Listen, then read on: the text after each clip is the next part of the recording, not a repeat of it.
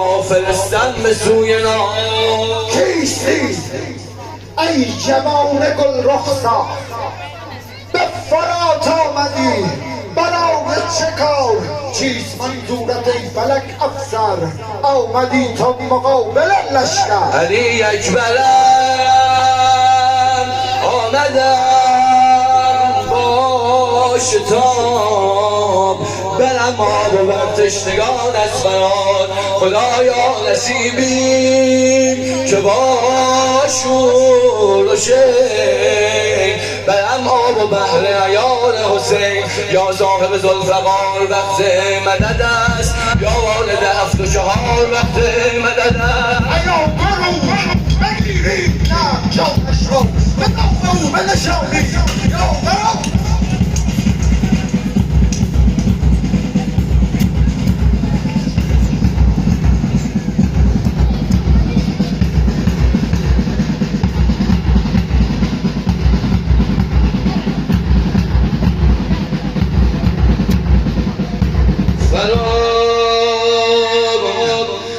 ای فرات، ای فرات، ای فرات،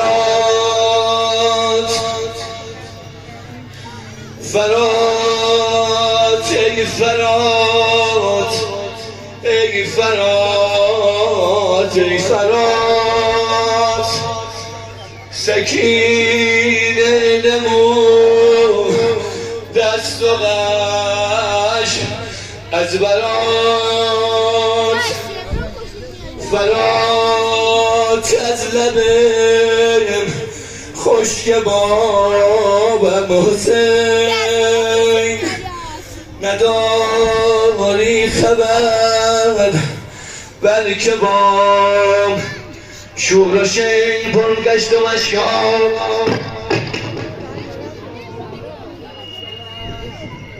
پرگشت و مشکاف مرا حمله خوشتر است. مخبر شوید که وقت نعره الله اکبر است. الله اکبر. باشد شب تا گویان که شبی خود، زده قوم کفار نور چشمان حسین.